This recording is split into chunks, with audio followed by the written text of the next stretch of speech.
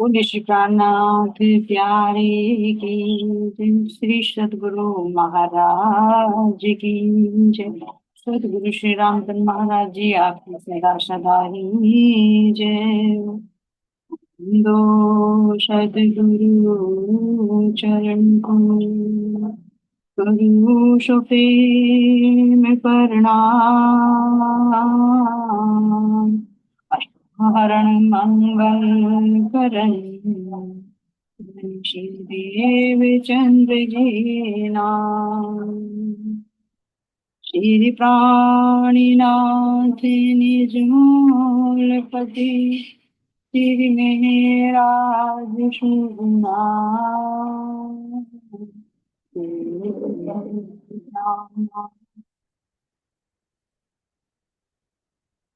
पल करूं प्रणाम पियाजी बपन पल करूं प्रणाम। श्री प्राणनाथ तुम सत्य हो तुमसे चलत जहाज यदि करनी नहीं वहाग्रह की लाज वहाग्रह की लाज। बोले श्री प्राणनाथ प्यारे की जय। धाम के धनी की जय। सर्व सुंदर साथ की प्राणाधार करें। सुंदर साथी आप सबके धाम में तो मेरी राजी प्राण दिए तुम प्राण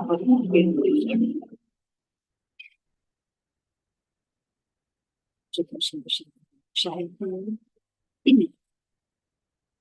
कहाँ का प्रसंग चल रहा था सुंदर साथी।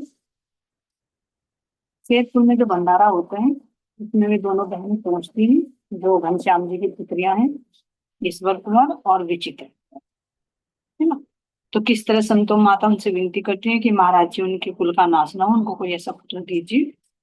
तो उन्हीं की जो ननद होती है वो कैसे अपने पुत्र को उनकी गोद में समर्पित कर दी। और आगे चलकर फिर यही जो घनश्याम जी के तो कोई लड़का नहीं था, तो फिर यही लड़का यहाँ का राजपाट संभाला, यही राजा बनता है चंद्रशेखर। देखो सुंदर साथ जी ये होता है हर जीव का भाग्य। कहाँ हुआ ननंद के यहाँ, फिर किसको आया मामी की गोद में, फिर बड़ी मामी की गोद में, फिर यहाँ के राजा। तो इससे आगे का फिर महाराज जी बता रहे हैं कि कैसे एक बार क्या इच्छा हुई महाराज जी की, भाई चलो पन्ना नहीं चले, है ना। और पन्ना नहीं चलते हैं तो कैसे फिर रास्ते में जब वो ड्राइवर बदतमीजी करता है तो कैसे महाराजा छत्रसाल जी ही दर्शन देकर उनको ड्राइवर को सीधा।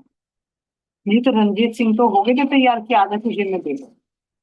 लेकिन महाराज जी ने मना कर दिया कि नौशाद जी की नहीं तुम ऐसा मत करो भैया, ये तो है ही स्वभाव से ऐसे ही गुंडे गर्दी के ड्राइवरी करते हैं, तो तुम इनको मत छेड़ो और चलो।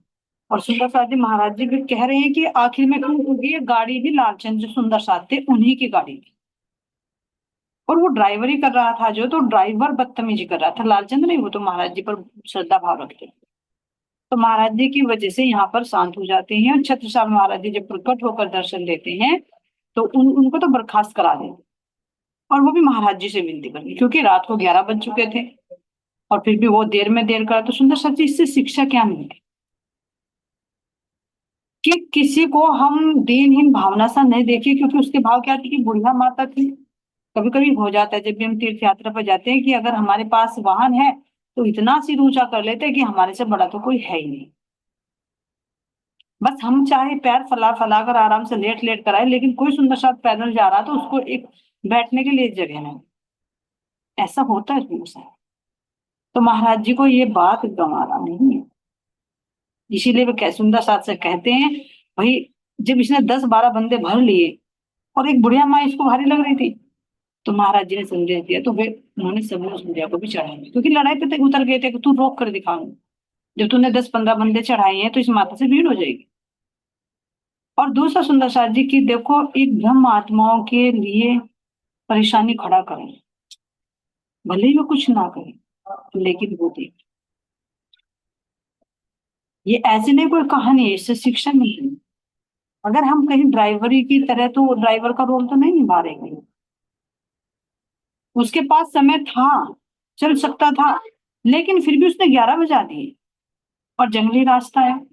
महाराज जी कह रहे कि जैसे घाटी में गए, और जो एक तुरंत वो प्रकाश नजर आया, तो सब सुंदर साथ क्या हुए, बंदूक तान तान कर खड़े हो गए जो उनके पास गया। तो उन्होंने कहा भैया जरूर ये तो गिरोह है उनका, बदमाशों का, लूटेंगे जरूर हमें रास्ते में।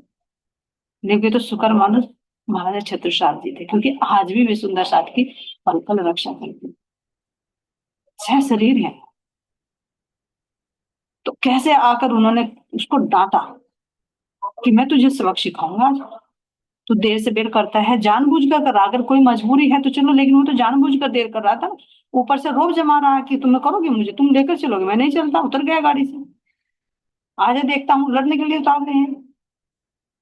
तो उनके सामने बस नहीं चली, तो लेकिन वो मान गई। उसकी मार पड़ती है ना, तो फिर ची भी नहीं बोलता।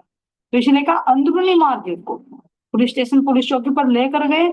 वहां पर साइन करवाए कि तेरी ड्राइवरी आज से तू बेदखल। ये समझो।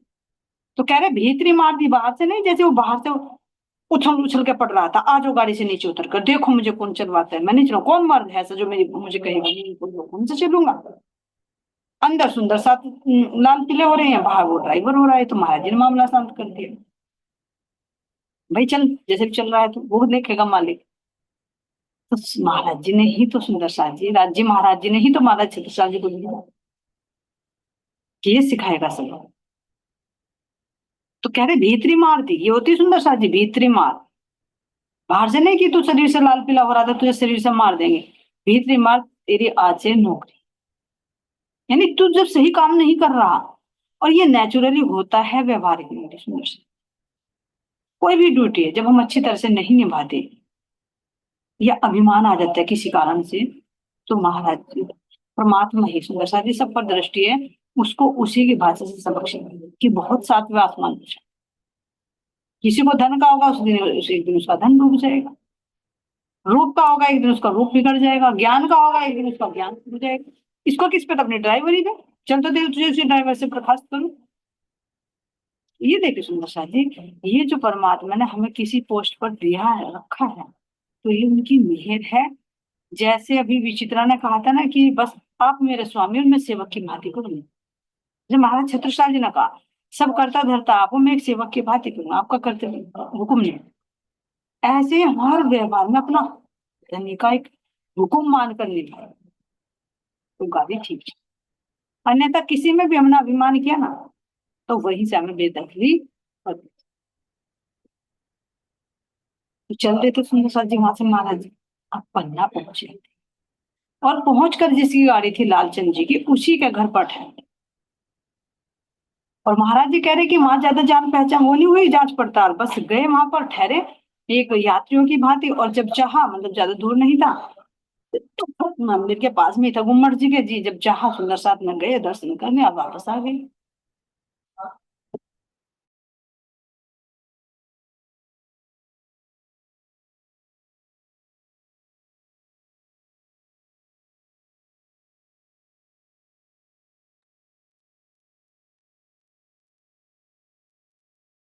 वापस आते और दर्शन करके फिर चले जाते हैं। तो इस तरह से सारी सुविधा वहीं पर हुई। अब एक बार की घटना महाराज जी बता रहे हैं कि जब हम शाम को वहां पर गए, और गुम्मट जी में आरती हो रही थी, तो सब सुंदर साथ शामिल होते थे। तो वहां पर खूब फिर कैसे घंटे घटनाल खूब बजते हैं। तो वहां पर महाराज जी जब गए, तो ये नहीं दिखा कि भाई मैं बहुत बड़ा हूँ। कह रहे महाराज जी के शब्दों में ही देखते हैं, नीचे और नवे सतगुरु जी, नीचा बनने की हद थी। नीचा बनने की नहीं, पर सामान्य से कोई विशेष नहीं कि भाई मैं परमहंस हूँ, या मतलब वो हूँ भाई, और मुझे मेरे अंदर राज्य है, मुझे ऊंचे सिंहासन पर बैठा। नहीं, नॉर्मल। तो कह रहे इतने नीचे झुक गए, इतने नीचे झुक गए कि हद कर दी। लोग उठाते सर ऊंचा, पर उनकी आंख नहीं उठी। मानो सागर हो कृपाओं के, हुंकारे का नाम नहीं। कह रहे कि लोग तो सर ऊंचा उठाते हैं, चाहे लौकिक उपलब्धि हो और चाहे आध्यात्मिक उपलब्धि हो। थोड़ी सी उपलब्धि हो जाए तो अपने से ऊंचा किसी को मानते, सर्वश्रेष्ठ मानते कि भाई मैं ही हूँ, बस जो भी कुछ हूँ। ये महाराज जी दिखा रहे सुन सकते, और शिक्षा भी दे रही है कि जैसे वृक्ष होता है ना, वृक्ष पर जब फल लग जाते हैं तो उस रहते हैं झुक जाते, विनम्र हो जाते, अभिमान नहीं होता। और जहां अभिमान होगा, ये तुमने मेरी बात क्यों काट दी, तुम मेरे बीच में क्यों बैठ गए, तुम मेरे से पहले तुमने भोजन क्यों कर लिया, मेरा आसन तुमने अपने बराबर में क्यों नहीं लगाया, ऊंचाई पे क्यों नहीं लगाया, है ना, बहुत छोटी छोटी सी बातें हो जाती। तो यहाँ महाराज जी कह रहे कि इतने विनम्र हो गए, इतने विनम्र हो गए कि हद कर दी, मानो कृपयाओं के सागर हो, है तो कृपया के सागर, लेकिन हुंकार का नाम नहीं कि हाँ भाई मैं कृपया कर सकता हूँ, अपना स्वरूप छिपा कर। अब कह रहे हैं यहाँ पर, मैंने किया ये या मैं जानू भावलेस भी पास नहीं, कह रहे कि मैंने किया या मैं जानू, इसमें जरा सा भी भाव नहीं, कुछ भी करें। अभी तो घटना जो आ रही पीछे से ही आ रही है महाराज, ये देख रहे हैं। तो छत्रसाल जी ने जो कहा कि मैं जानता हूं, उन्होंने जरा से भी मैं नहीं ली कि भैया देखो मुझे पता था छत्रसाल जी आए, मैंने तुम्हारी जान बचवा दी। नहीं तो जरा सी उपलब्धि होती है, लोग एक भले भले करे ना, लेकिन कहते मैंने किया ना वो काम इसलिए हो गया। ये देखो सुंदर, सूक्ष्म से सूक्ष्म चीज, एक अंदर में जीव के अंदर भाव कितना आता है, भले ही कह रहे हैं कि थोड़ा सा कोई कार्य कर दिया, होना तो कर तो कोई और आता, लेकिन जरा सा हाथ लगा दिया, अरे मैंने किया, नहीं तो होने वाला थोड़ी था ये काम। तो ये मैं भी महाराज जी नहीं ले रहे, और जबकि सब जानते थे, परिचय तो उन्होंने करा कि कौन थे भी महाराज से, तो शाल जी थे। तो करने कराने वाले कौन है, जब साक्षात परमात्मा हृदय में विराजमान है, तो छत्रसाल जी को आदेश किसने दिया, देने वाले वही अक्षरातीत तो हैं जो महाराज जी के हृदय में है। तो उनके अंदर लेश मात्र भी नहीं है सुंदर साथी जी, बहुत गहरी शिक्षा मिली। अरे मैंने तो तुम्हें बताया था, तभी तो तुमने नाम लिया, और मैं ना बताता तो तू आज नाम ले लेती। लेकिन हम तो दिलवाया, संकेत तो दिया, लेकिन तुम भी चले नहीं चले, बस ये है कि मैंने तुम्हें उठा लिया। अरे उठाने वाला कोई नहीं, उठाने वाले तो नाम लिया, वो तो एक माध्यम बना दिया ना, वो भी अहोभाग्य समझे, लेकिन उसमें हम मैं ले ली, मैंने तुम्हें जगाया, मैंने तुम्हें ज्ञान दिया, बहुत छोटी छोटी सी सब मैं होती। तो महाराज जी यहाँ पर कैसी भावना हो रहे कि कृपाओं के सागर हैं, लेकिन फिर भी हुंकारा नहीं करे कि हाँ मैं हूँ, मैंने किए और मैं इतना कर सकता हूँ। देखिए अभी पुत्र दिलवाया, ये तो नहीं कहा मेरे आशीर्वाद से हुआ, उनके दिल में उपजा दिया नंद के, तो मिल गया पुत्र, वारिस मिल गया। प्रतिमा थी साक्षात मेहर की, बड़े बड़ों ने नहीं जाना, कौन आज आया पन्ना में नहीं किसी ने पहचाना। जो पद्मावतीपुरी धाम पन्ना जी पे विराजमान है सुंदर सा जी, वही शक्ति तो अब रतन बाई के अंदर बैठकर भी लीला कर रही है, कोई भेद नहीं है, एक रूप एक था, सब कुछ एक है। अब ये कहे दो तनों में, अरे दो नहीं, वो तो हजारों लाखों तनों में बैठकर एक साथ में लीला कर सकते हैं। जब दर्शन एक साथ में कई जगह दे सकते, तो क्या कई तनों से लीला नहीं कर सकते। बस वे है कि उस तन से अब लीला नहीं हो रही है, अब तन ये है जिस तन को हुक्म देकर कहा कि मैं तुम्हारे अंदर विराजमान हो रहा हूँ, और जागने की लीला होगी। तो ये जरूरी नहीं, क्योंकि ये छठे दिन की जो लीला चल रही है, इसमें हर एक रूह के अंदर बैठकर घनी लीला है। उस समय एक तन पर होता, देवचंद जी के समय एक तन पर होती। तो कह रहे कि कोई जान नहीं पा रहा है कि आज पन्ना जी में साक्षात कौन विराजमान है, काहिनी के स्वरूप। तो ये फरामोशी भी हटा रहे, क्योंकि जब साक्षात सामने होते हैं ना, ये होता है सबके साथ।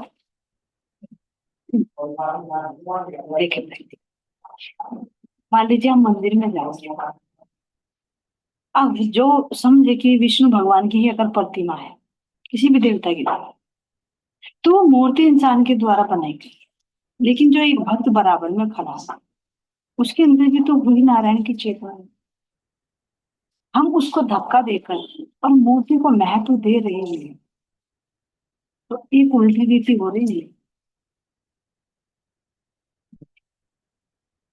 और अब अगर हम देखें कि जो सतगुरु हम, सतगुरु के अंदर साक्षात बाबा महाराज जी विराजमान है, वो भी सतगुरु जो पन्ना जी में विराजमान है।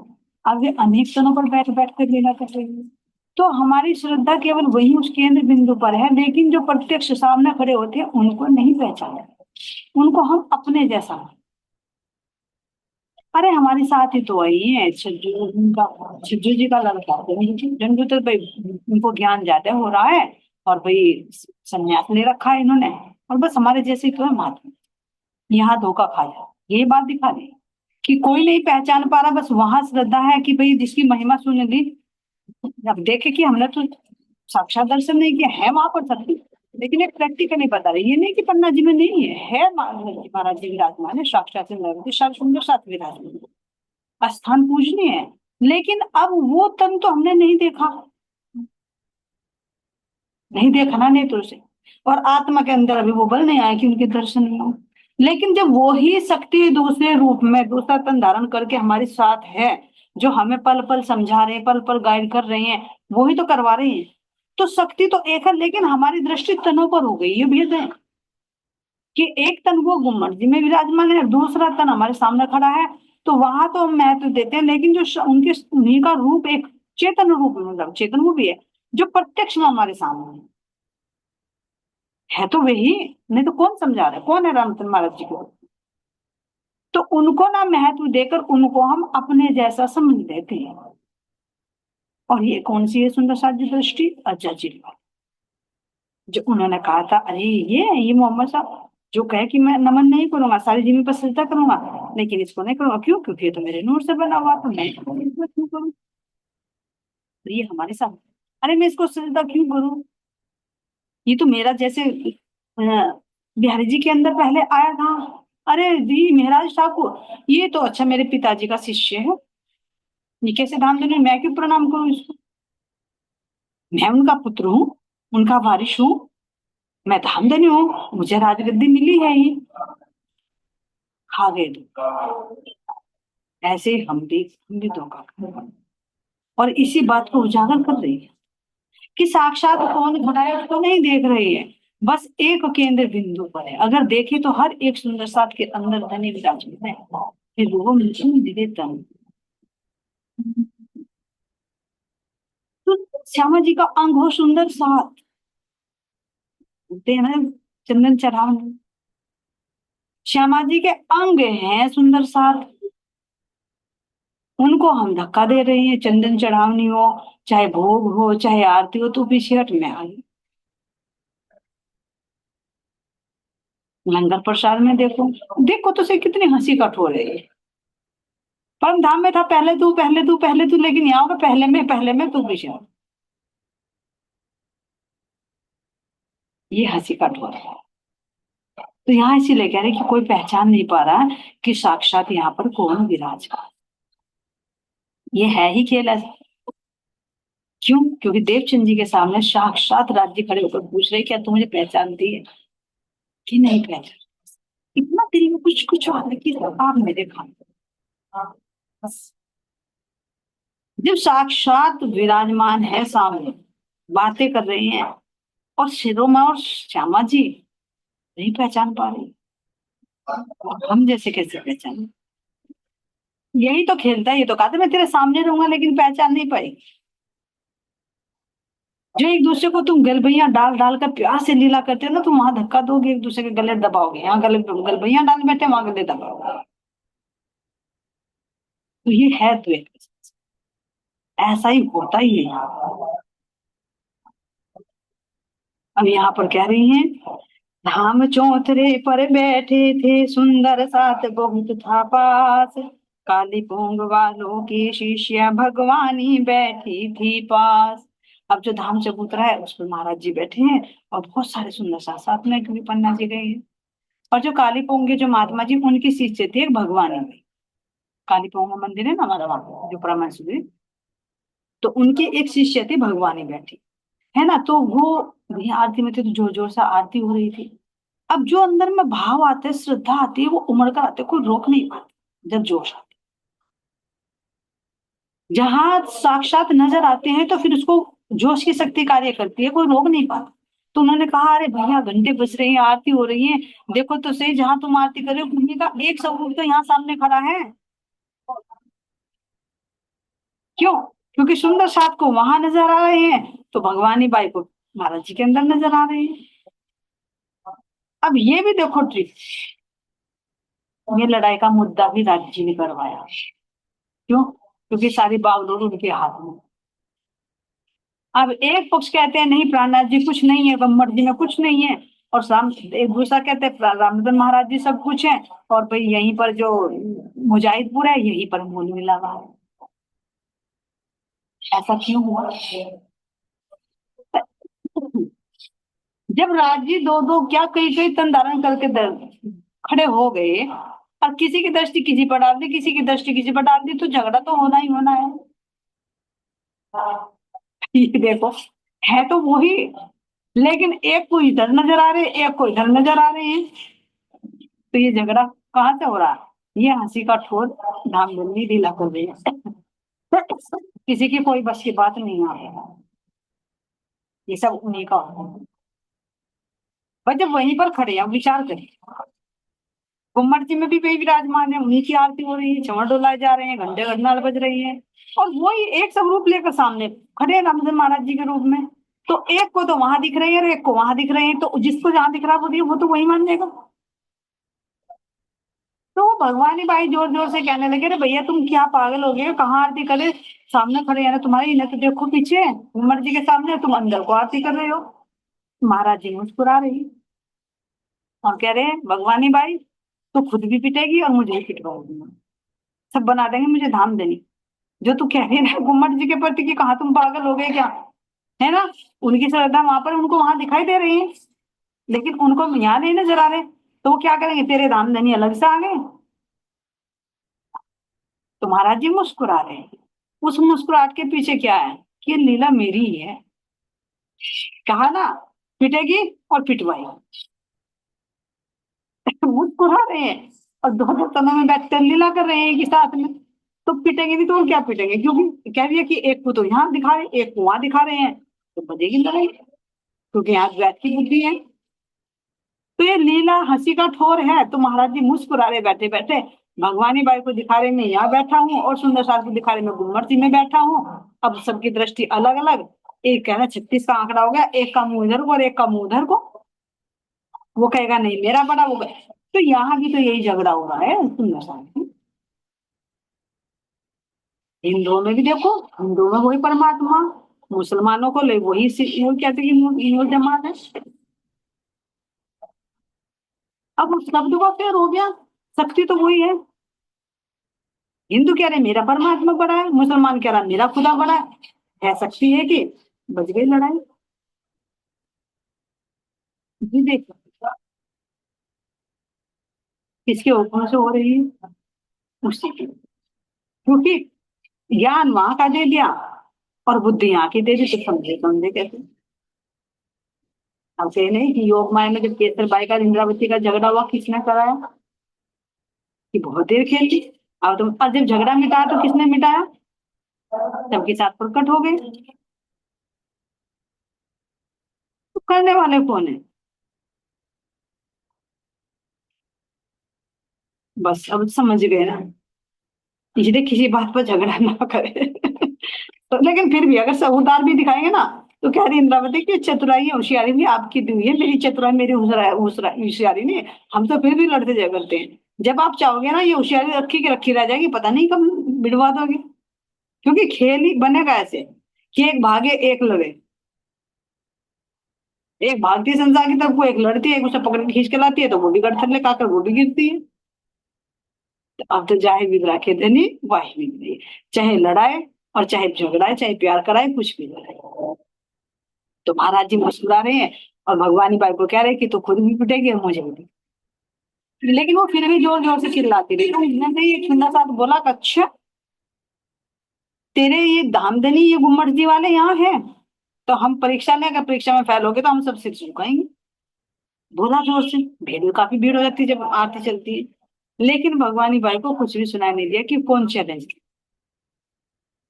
वो तो अपनी धुन में मस्त रहे। अब किसी ने सुना और किसी ने नहीं।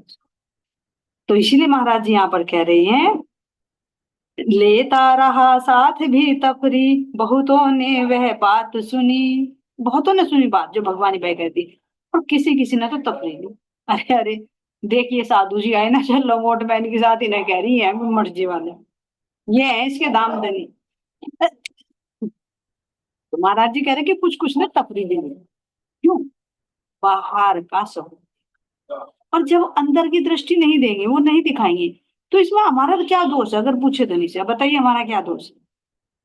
जब आपने पर्दा कर लिया तो, और हम नहीं पहचान पा रहे, तो हमारा क्या दोष है? ये तो आपने मूल मिला में कह दिया था कि मैं तुम्हारे सामने रहूंगा, लेकिन पहचान नहीं पाओगे। बस इतना अंतर कि हमने कहा था कि नहीं हम पहचाने। अब समझ में आ गया कि आप जीते हमारे, हम आपको नहीं पहचान।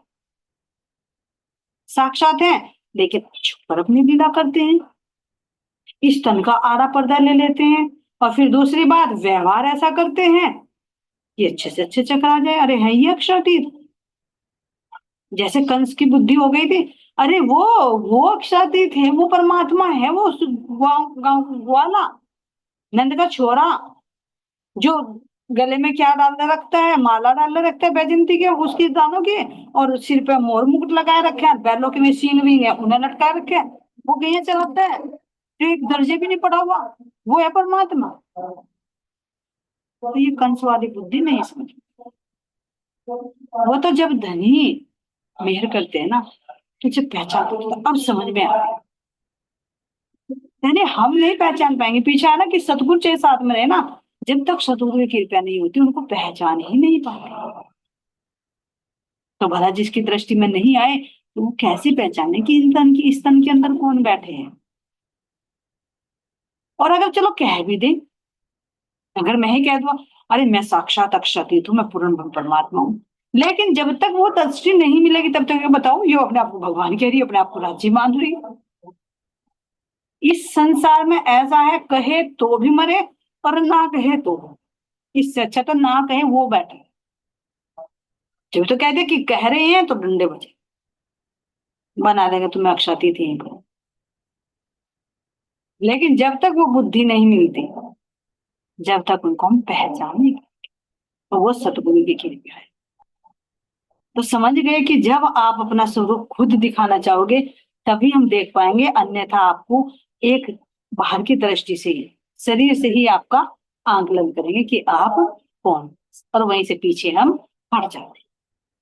तो ये देखो, सतगुरु की मेहर के बिना सतगुरु को भी नहीं पहचान। साहिब देखो,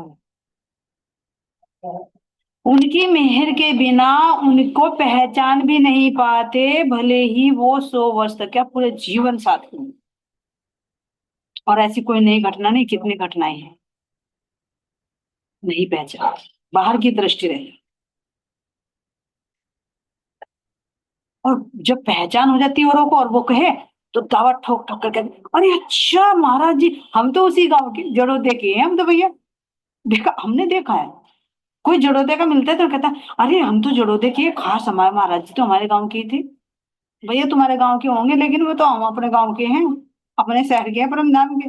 तुम्हारा लौकिक संबंध होगा, पूछे तो कोई जानकारी नहीं, बस ये दावा है कि हमारे गाँव के हैं। और वो तो, और गांव के पास अगर जोड़ते के पास में किसी का गांव है, वो भी बड़े गौरव से कहता है, ये तो हमारे गवांड के हैं। इन्हें कहते कि हम उनके गवांड के हैं। तो जब वो फूल खिलता है, जब सबको पहचान होती है, तो हर कोई संबंध बनाना चाहता है। और जब मूल रूप में होते हैं, असल में होते हैं, जब तो देखा पीछे कैसा हुआ, गांव से भी बाहर निकाल दिए, निकालो इनको यहाँ से, मंदिर से भी निकाल दिए, पहले नहीं मैटर थे। और बाद में फिर दर्शन, महाराज जी दर्शन दे दो, महाराज जी दर्शन दे दो, महाराज जी दो बातें कर दो, और जब होते हैं, जब सुनते नहीं। ये रियलिटी है फ्रेंड्स। देखा कल जैसे वहां आ रहे थे सामने से, तो अंधेरा तो हो चुका था, ओस भी पड़ रही थी, तो जगह जगह महाराज जी की याद आती रही। अरे महाराज जी ऐसे ही बैठ जाते होंगे कि ये भाई खोकर सी पड़ी है, है ना, जंगल सा यहाँ बैठ कर चल, तो कितना अंदर विरह होगा कि मेरा संसार में कोई नहीं है, सर्दी ठिठुरती रात में, है ना, मैं अकेला जंगलों में भटक रहा हूँ, किसके लिए? तेरे लिए। तो धनी पुकार क्यों नहीं सुनी होगी? गांव से बाहर बाहर, गांव में तो या शहर में तो फिर भी थोड़ी गर्माहट होती है, जंगली एरिया में तो बहुत ठंडक होती है। तो देखा महाराज जी कभी इस खेत पर कभी इस खेत पर ऐसे घूमते रहते हूँ। बीच में कहीं कोल्लू पड़े, कोल्लू का प्रसंग याद है। अच्छा, अब विचार करो, यहाँ पर कोल्लू पे महाराज जी आए होंगे, हाथ में कमंडल लिए हुए, लंगोट में बाल बड़े हुए, तो कोल्लू वाले भी क्या कहते हैं, अरे भाग भाग बाबा, यहाँ नहीं है, ये तो कोई पागल है। तो अगर हम अपने आप को प्रोजेक्ट करके देखा, अगर मैं इस कोल्लू पर होती और महाराज जी इस रूप में आते, तो शायद मैं भी न पहचान, भारी वेश को देखकर सोचते अरे महात्मा है, साधु महात्मा जने कितने फिरते हैं मांगते फिरते। और महाराज जी कई जगह कोल्हुओं पर रुके हैं, कई जगह जंगलों में रुके, जैसे गांव में जंगलों में ट्वेल वगैरह बन जाती है, वहां कोई आश्रय ढूंढते थे, जब नहीं मिला तो पेड़ की खोकर में ही एक बार तो रात बिताए महाराज जी। और वो भी बिना वस्त्रों के, ये देखिए क्यों फिर रहे हैं भटकते हुए। घर तो उनका भी था, गांव में आश्रय भी ले सकते थे, क्यों मिला? तेरी खोज। तो जैसी उन्होंने कसनी की ना, धनी बहुत निर्मल, बहुत ही दयालु है, थोड़ी सी मेहनत में दर्शन दे सकते हैं, लेकिन इतना क्यों तड़फाया, क्यों कस नहीं करा इतनी? क्योंकि उनको परमहंस की उपाधि दिलानी थी, उनके हृदय में बैठकर एक रूप करना था। तो जितना स्वर्ण को तपाया जाता है उतनी उसके अंदर सही नहीं लगती, इतना ही वो कुंदन बनता है। तो इसलिए इतने साल तक कस नहीं कराई। तो खुद करके तो देखे, एक मिनट भी क्या, एक घंटा भी अगर तुम्हें कहते ना कि बस तू यहाँ उतर जा और यहीं बैठी रहे जंगल में, रह रहकर घर की तरफ को भागी। और महाराज जी ने हंसते हंसते छोड़ा उस घर को, तो क्यों नहीं मिले? असल स्वरूप को बहुत मुश्किल से पहचानोगे तुम। ये धनी की मेहर होती है, जिसको सह शरीर में पहचान। तो देखो, जो ब्रह्म मुनि महाराज जी के साथ में रहे, ये पन्ना जी में रहे, सुंदरसा जी 11 वर्ष तक सेवा की, और धामधनी को इंद्रावती जी के अंदर साक्षात दर्शन किए, तो कितनी बड़ी मेहर है उन। जो महाराज छत्रसाल जी को साक्षात, जो कभी श्रृंगार नहीं करते थे, श्रृंगार में श्यामा महारानी के रूप में बाईजुराज महारानी को बैठाकर आरती उतरवाई और साक्षात दर्शन दे रहे, कितनी बड़ी मेहर है। इसीलिए तो अमीरुल मोमिनीन सुंदर साहब बहुत मेहनत, जीव की भी इतनी कसनी रही, सब पर मेहर महबूब की, पर पावत करनी। ये नहीं कि ब्रह्मात्माओं में भेदभाव कर रहे धनी, सब पर बराबर की दया है, लेकिन जिसकी जीव की जितनी कसनी होती है, उसी लेवल में उसको मेहर बख्शी जाती है। तो यहाँ कह रहे हैं कि उन्होंने कहा, है ना, घटा ना उन बेचारों की। यहाँ पर कह रहे हैं, कहने वाले कह जाते हैं पर सुनने वाले हैं कम, उनसे भी कम जिन्हें समझ है, जो पहचाने कहाँ खशम। कहने वाले तो कह जाते हैं, पहचान करा जाते हैं, लेकिन सुनने वाले कम है। पहचान तो हमें भी हो रही कहाँ है, लेकिन सुनने वाले बहुत कम है। क्यों? उनसे भी कम जिन्हें समझे, जो पहचाने। सुनने वाले तो कम है, सुनने वालों में से उनसे भी कम वे हैं जो पहचान कर ले कि मेरे धामधनी अब कहाँ पर है और किस तन में वे लीला कर रहे हैं। अगले प्रातः, अच्छा, खता न उन बेचारों की भी, देव चंद्र छू के इस वक्त, सरल नहीं पहचान प्रभु की, कौन समझ सकता है एक लखत। तो कह रहे कि जैसे देवचंद जी महाराज जी भी नहीं पहचान पाए अपने धामधनी को, जो श्यामा जी उनके अंदर थी, तो ऐसे इन बेचारों की क्या कथा कि वो लख ले कि इनके अंदर कौन सी शक्ति है राज। तो ऐसे सुंदर साथ जी यहाँ पर घटना होती है ना, जब आरती का समय। अब आगे महाराज जी जब परिक्रमा करने के लिए जाते हैं, तो उसमें क्या घटना घटित होती है ना, उसका महाराज जी वर्णन कर रहे हैं कि एक प्रातः जैसे लालचंद जी के मकान में ठहरे हुए थे, ये तो आरती के समय का प्रसंग है। अब जो लालचंद जी का मकान था, वहां पर महाराज जी ठहरते थे, आते थे मंदिर में, फिर वहीं चले जाते थे सारे सुंदर साथ। अब यहां से जब कह रहे हैं कि एक बार महाराज जी परिक्रमा के लिए निकले, देखो सुनते हैं, परिक्रमा भी निरर्थक नहीं है कि हम सोचे कि बस शरीर से महाराज जी परिक्रमा कर रहे हैं क्योंकि अपने इष्ट के चारों तरफ घूमना, क्योंकि एक तन से होती है, एक मन से होती है, एक चित्त से। परिक्रमा का वर्णन अलग अलग होता है। शरीर से कर रहे हैं लेकिन शरीर से करते करते हमारी चित्तवृत्ति कहाँ है, ये विशेष को। और अगर शरीर से नहीं कर सकते तो देह परिक्रमा कर्म सब छूटे, ये सुपंचम निश्चित। कौन सी परिक्रमा करनी है, कौन सा तीर्थ है हमारा, अपने अंतर्मन में उतर जाइए और वृंदावन में रमण कीजिए। तो अब यहाँ पर महाराज जी कह रहे कि भैया एक प्रातः ही क्या हुआ, अगले प्रातः से सतगुरु जी गुम्मट जी को जाते थे, खेल रहा राजा रास्ते में, राजा इधर आओ बोले। अब अगले दिन महाराज जी उठे और चले भाई चलो गुम्मट जी की परिक्रमा करके आते हैं। तो जैसे ही चले तो रास्ते में जो राजा था, राजा किसका था सुंदर जी, यही लड़का जो विचित्रा को उनकी ननद ने दिया था, है ना, क्योंकि 8 वर्ष का हो चुका जब उसको दिया। वहां गए थे तो 8 वर्ष के बाद जा रहे महाराज जी पन्ना जी के तीर्थ यात्रा। तो ये खेल रहा था, बच्चा है, रास्ते में खेल रहा था। तो महाराज जी ने देखा कि भाई ये तो कर रहा है, तो उन्हें हाथ पकड़ कर चल दिया कि चलो भाई मंदिर की परिक्रमा। लेकिन उसकी इच्छा थी, महाराज जी तो ले जा रहे हैं हाथ पकड़े, लेकिन उसकी इच्छा नहीं थी क्योंकि बच्चे का स्वभाव क्या होता है, खेल में ज्यादा रुचि। अब महाराज जी हाथ पकड़ कर ले जा रहे हैं, 8 साल का बालक है, महाराज जी हाथ पकड़ कर ले जा रहे हैं और उसका ध्यान उसमें कि मैं और खेल लूं और खेल। देख तुम सारे तो कह रहे हैं, सु- बोले चलो नमन कर आवे, ले गए हाथ पकड़ कर साथ, पास बहुत कम लगता था वो, चर्चा होती तो बचता। कह रहे हैं कि मैंने हाथ पकड़ कहा कि चलो परिक्रमा करके आते, मैं ले जा रहा हूँ, लेकिन उसका ध्यान खेल में है।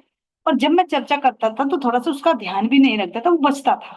क्यों, क्योंकि 8 वर्ष का ही था, तो 8 वर्ष का क्या चर्चा सुनेगा और क्या परिक्रमा करेगा, उसका ध्यान तो खेल खेल में रहेगा। लेकिन फिर भी महाराज जी लेके चले क्योंकि कुछ लीला घटित करवानी है। अब चले घुम्मट जी की परिक्रमा कर रहे हैं। कह रहे हैं 8 वर्ष का तो था ही वो, था बिल्कुल अबोध बच्चा, थी उंगली सतगुरु हाथों में, किंतु चाह रही था भग जाऊं। सतगुरु ने उंगली पकड़ ली, उसकी इच्छा हो रही कि मैं भग जाऊं यहाँ से, खेल लूं। ऐसा हमारे साथ नहीं सुनिए, सतगुरु ने हाथ पकड़ रखा है लेकिन हमारी इच्छा होती है अरे मैं ये भी कर लूं, मैं संसार का खेल ही तो है। सतगुरु कह रहे हैं इधर को चलो, इधर को चलो, है ना, लेकिन हम क्या कर रहे हैं, अरे महाराज जी मैं ये भी कर लूं, अरे ये भी कर लूं, संसार का खेल ही तो है सारा, इस खेल में उलझे हुए हैं। बेटे की शादी तो हो जाए ये भी तो एक खेल है, बच्चे हो जाए ये भी तो एक खेल है, मेरा घर बन जाए ये भी तो एक, ऊपर से देखे तो सारा खेल है। तो हमारी रुचि अभी इसी में ही है, सतगुरु ने उंगली पकड़ रखी है लेकिन